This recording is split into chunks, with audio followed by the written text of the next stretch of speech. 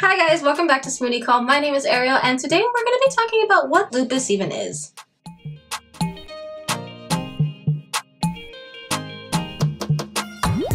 I didn't want to get into my personal journey with lupus right away just because that specific video is most likely going to have terminology and phrases that would be easier to understand if I gave a little crash course first. So let's get started. Blah, blah, blah, blah. Bloop, bloop, bloop, bloop, bloop, bloop, bloop, bloop, bloop, bloop. Whoa. I don't know what I'm doing. What is lupus? Lupus is a chronic autoimmune disease. Chronic, meaning something that is long-lasting or reoccurring, and autoimmune, which relates to diseases caused by antibodies. In our bodies, we have red blood cells and we have white blood cells. The red blood cells are responsible for carrying oxygen throughout the body, and the white blood cells are responsible for creating these antibodies.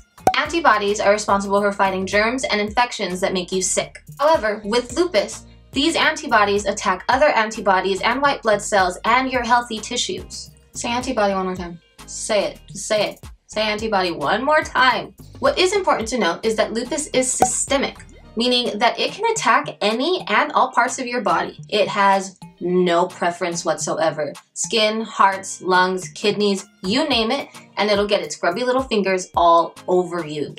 Now let's talk symptoms, because there's a lot. Lupus is often called the great imitator. This is because a lot of the symptoms mimic diseases that you won't necessarily have.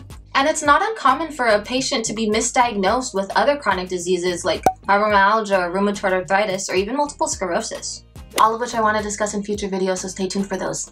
The most common symptoms, and the one your rheumatologist is going to be on the lookout for, are butterfly rash, photosensitivity, hair loss, extreme fatigue, joint pain and swelling, low-grade fevers, and the list goes on, because there is a lot. Now, all this might be making you wonder, how is such a complicated disease diagnosed? Well, let me tell you, because that's even more complicated. There is not one tell-all test that can tell you if you have lupus. To compensate for that one little problem, doctors compiled a list of 11 different criteria, out of which 4 must be met before you can be diagnosed with lupus.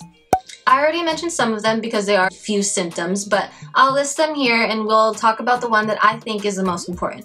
And that is a positive ANA test, something 95% of lupus patients test positive for. Now, like I said, one test cannot determine lupus, but this is a big one. Remember those antibodies that I was talking about earlier?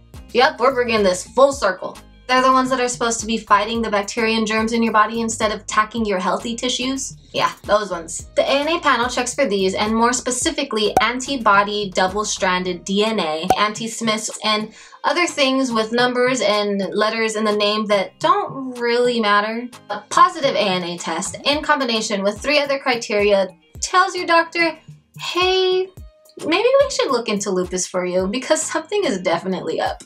And last but not least, the treatments. Just as there is no one way to determine if you have lupus, there is also no cure. But are we even surprised? No, not really.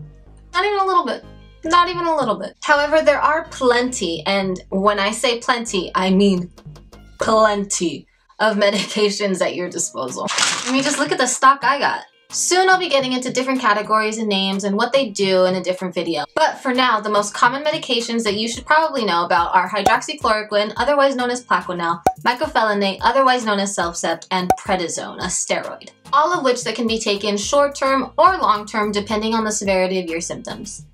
Beyond that, it's really important for a patient to eat healthy and exercise within your limits, of course. My limits being no exercise, but that's just me. Okay guys, that is it for me. Go out into the world and spew these amazing facts that you just learned to anybody you meet. I am kidding, please keep social distancing. Make sure to give this video a like, comment, and subscribe, and I will see you guys next week. Bye!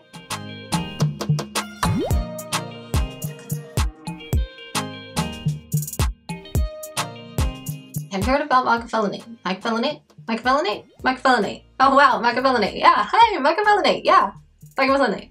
Mycophenolate. Mycophenolate.